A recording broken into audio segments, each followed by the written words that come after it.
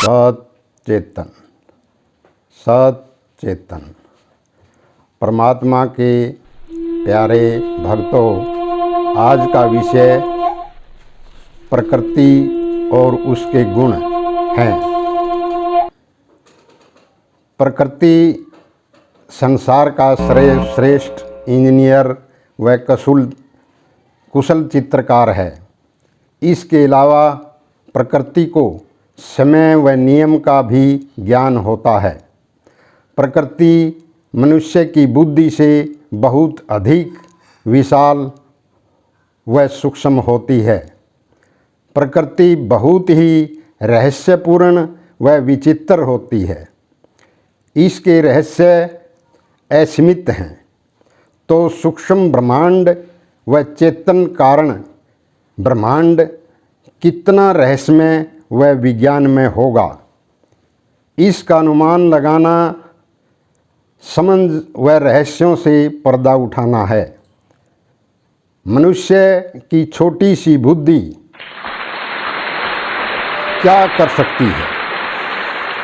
भक्तों, यदि आप चारों तरफ देखोगे तो मनुष्य को छोड़कर सारी प्रकृति में एक अद्भुत प्रकाश का संगीत है।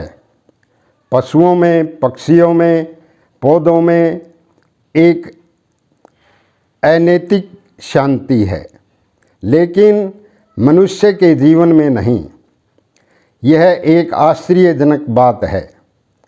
मनुष्य में तो और भी गहरा संगीत और शांति होनी चाहिए, क्योंकि उसके पास विचार विवेक है, सोचने और समझने की अक्षमता है। हमारा विवेक और विचार सहयोगी बनने की बजाय बाधा बन गया है। भक्तों, इसी प्रकार व्यक्तिगत हित की भावना समाज को नष्ट कर देती है। प्रत्येक व्यक्ति के अच्छे या बुरे कर्मों का प्रभाव खुद उस व्यक्ति या उसके परिवार पर तो पड़ता ही है, साथ ही समाज और प्रकृति पर भी पड़ता है। इसलिए एक अच्छे मनुष्य का यह फर्ज बनता है कि वह जो भी काम करे उसका सबका हित समझकर ही करे।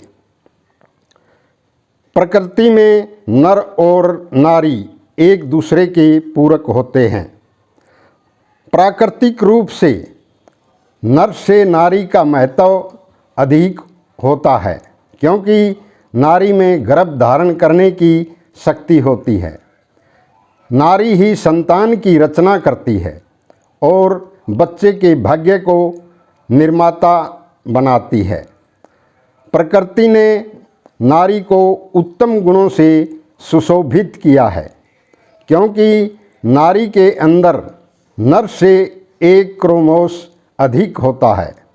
इसलिए नारी को प्रकृति ने नर से श्रेष्ठ बनाया है।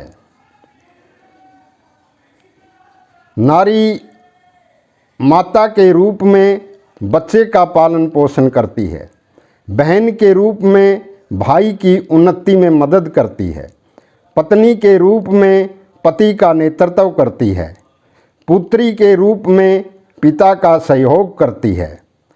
जिन लोगों ने नारी को नरक का द्वार कहा, पैर की जूती कहा, नारी को शिक्षा से वंचित रखा है, इस तरह के लोग अज्ञानी व मानव जाति का पर कलंक होते हैं। प्रकृति जड़ चेतन और अचेतन के द्वारा अपना सामूहिक रूप से विकास कर रही है। प्रकृति का प्रत्येक कण कार्य करते हुए भी अपने लिए कुछ नहीं करता। इस प्रकृति में जो महत्व व उपयोगिता मिट्टी के कण की है, वही महत्व उपयोगिता कीड़े मकोड़े व मनुष्य की है।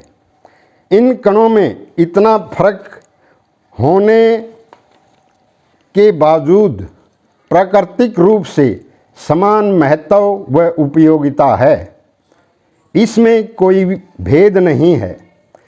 यह जो भेद दिखाई देते हैं यह प्राकृतिक न होकर सामाजिक हैं।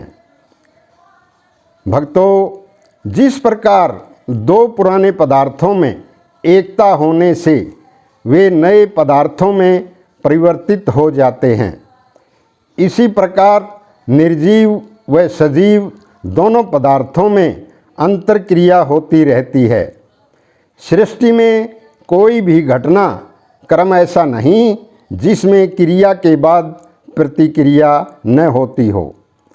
जैसे मनुष्य जब सांस के द्वारा ऑक्सीजन को ग्रहण करता है तो वह इस क्रिया के द्वारा ऑक्सीजन को कार्बन डाइऑक्साइड गैस में बदल कर बाहर निकालता है, जिसको अचेतन वृक्ष ग्रहण कर दोबारा ऑक्सीजन में बदल देते हैं।